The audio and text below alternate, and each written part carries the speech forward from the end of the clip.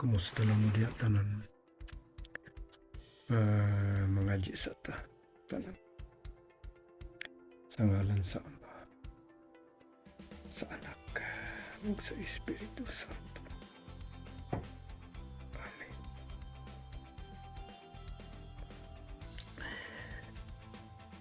Salamat sa inyong oras nga akong gihuwan ulam sa inyong gipahulam yung mga credits ihatag sa ako ug karong adlaw kay na ako sa akong amigo nga si Marcos, akong best friend. Ako na sang gitawag nga igsuon kay murabag di pasaylo na nako karong atong topic karon kay about sa pagpasaylo, forgiveness, ug kaning dala siyempre sa espiritu pakumbaba tanan ni balik ta sa atong kaugalingong disiplina ug sa atong pagigugma sa atong kaugalingong mabalik ta diri. Tayo magpasalamat sa atong Ginoo nga mo nay nagsalba sa ato, nag-save sa ato tanan, nagsakripisyo sa iyang kaugalingon. Karon ay mutuo nata kay murag hapit na siya moabot. Maghuwat lang ta, gamay na lang paabot atong i-plasta nato ang atong pasensya diha, ang atong mga batasan, i-disiplina nato kay mo kani ang gisugo niya kanako in Jesus name. Amen. So mauna ni mga higala kung mutuo ba mo dili sa akong mga gisulti na aranan ninyo, pero gisuway na nako tanan o explain sa mga tao nako nga nalabyan sa tibuok na kong kinabuhi.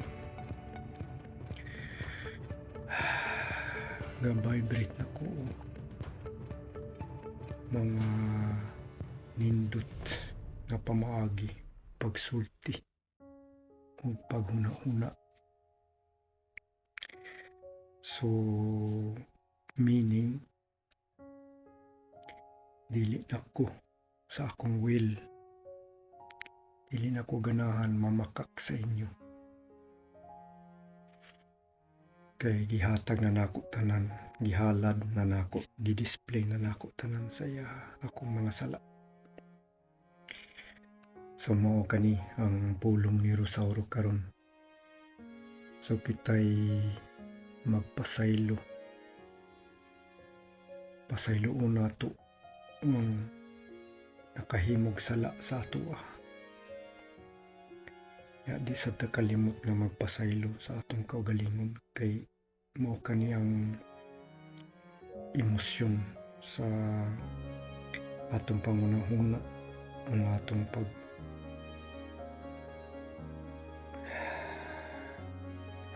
pagbati, panimati, ug kani atong panulti sa atong paghimo ug sulti. So kani mo'y makahimo og